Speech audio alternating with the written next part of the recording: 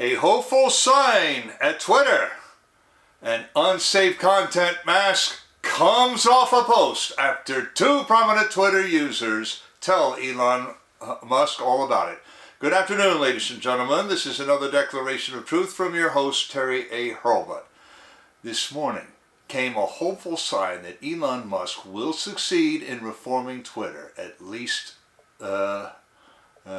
somewhat. That sign also suggests that he meant what he said about making his platform even-handed in enforcement of its rules.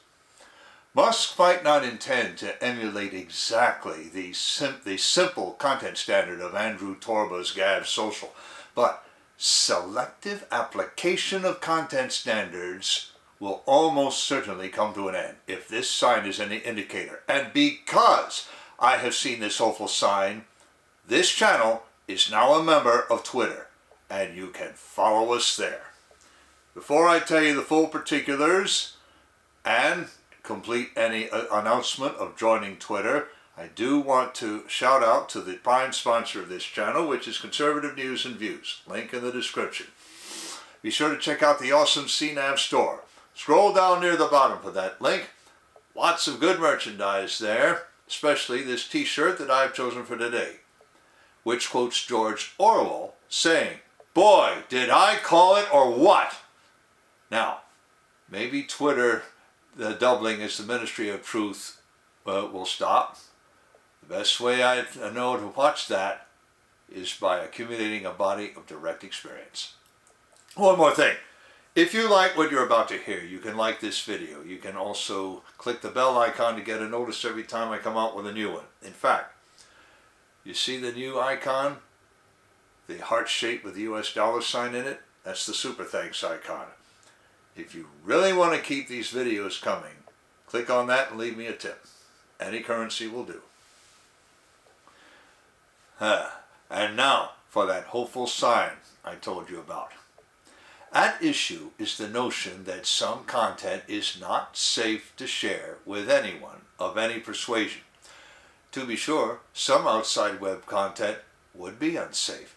Even CNAV Social forbids direct links to viruses, rootkits, keyloggers, and other such malware and spyware, as everyone should. Do you think I want to risk infecting my computer with something that might turn it into an unwitting instrument of a distributed denial of service attack?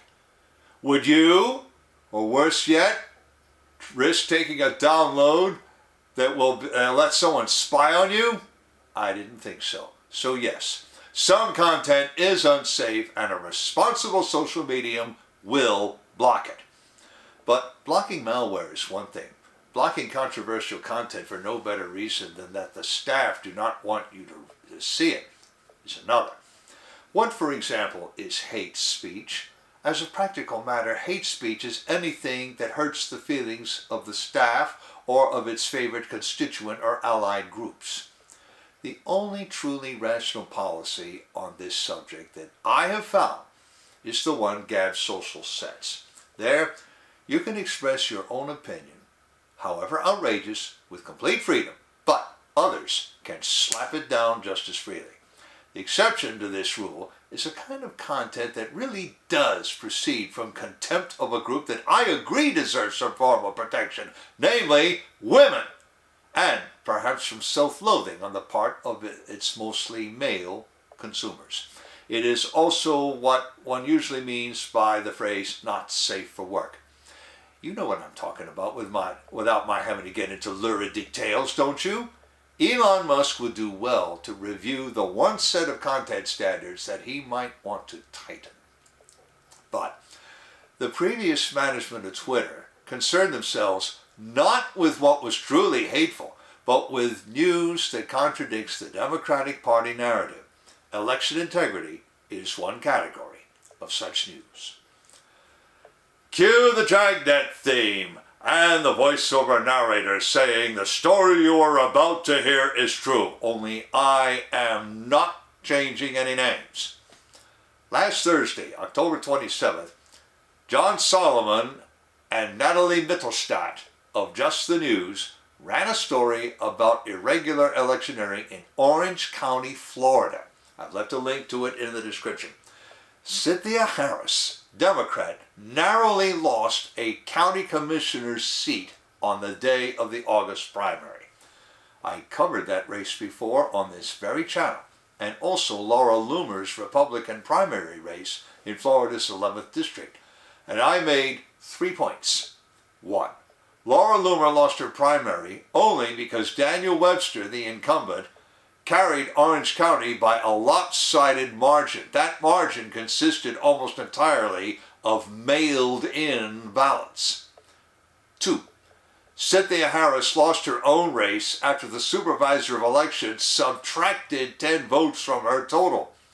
He said someone had fed ballots to a scanner tabulator more than once, creating the discrepancy.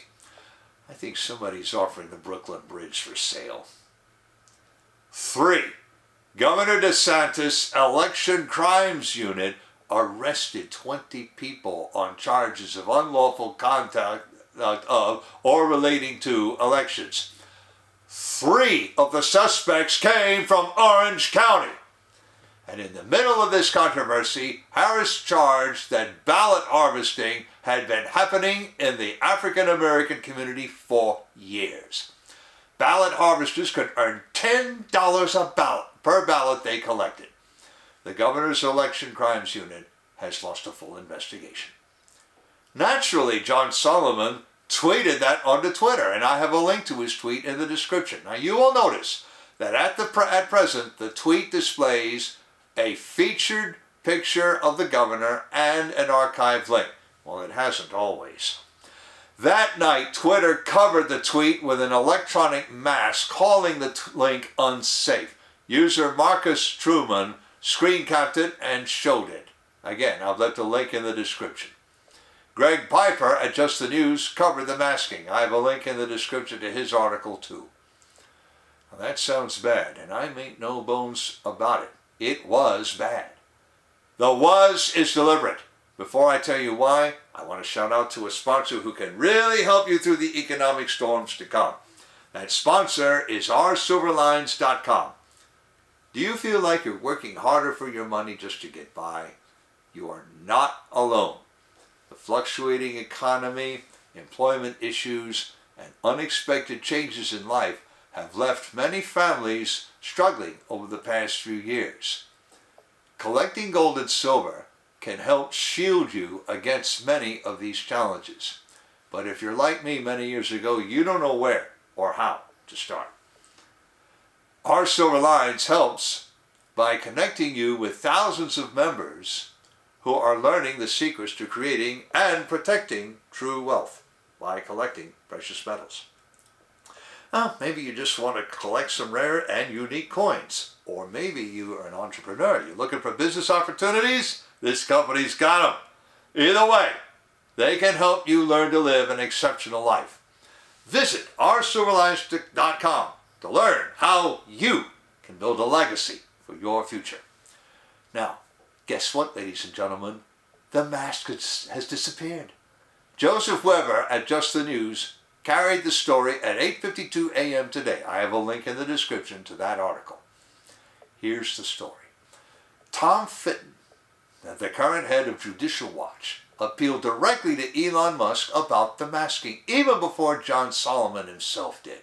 I have a link in the description to his tweet. Well, in a reply to both accounts, Elon Musk said, and I quote, "I will look into this. Twitter should be even-handed, favoring neither side," unquote, Elon Musk.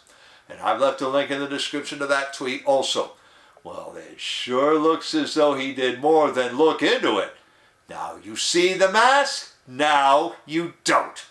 The mask evidently dropped onto the tweet before Elon had the chance to fire the entire Twitter executive echelon. It has disappeared because Elon Musk made it disappear. And more to the point, Elon Musk has made the clearest statement yet that the Twitter rules will no longer be selective, either in their letter or in their application. Now, Perhaps in another sign that this policy is in force and effect, the I will look into this tweet has a plethora of responses, roughly even between pro and con. I have left links in the description to 2 examples. First, a con. One, Jebra Fauché, PhD, tweets, and I quote, "Well, I may favor the side that doesn't support fascism and keep free speech from containing hate speech." Unquote, Jebra Fauché, PhD. Doctor, I'm going to ask you what I would have asked Vijaya Gadde before Elon fired her. How do you define hate speech? And why haven't you protested the presence, still on Twitter, of NSFW content? I should think you, a woman, would be the first to call for a suspension of a few of that sort of account. Go to her tweet and click to see the full conversation. You can see my tweet there. And from the pro side, an account styling itself Nuclear Ultra MAGA hashtag deal with it asked this. And again, I quote, "Has anyone told Elon Musk yet that the election shenanigans and anti-conservative bias have been rampant on Twitter for years? And not just recently. I remember Twitter all but shutting down the Tea Party in and after 2010. Close quote. So do I, Mr. Nuclear Ultra MAGA. So do I. But I'll tell you this. What we have seen this morning is such a hopeful sign that I have joined Twitter in the name of this channel. That's right. You can now follow Declarations of Truth on Twitter. The username is @DecTruth, which is the @ followed by capital D, EC, capital TRUTH, all in one word. I've left a link in the description to the new Twitter feed and also a link to my first tweet.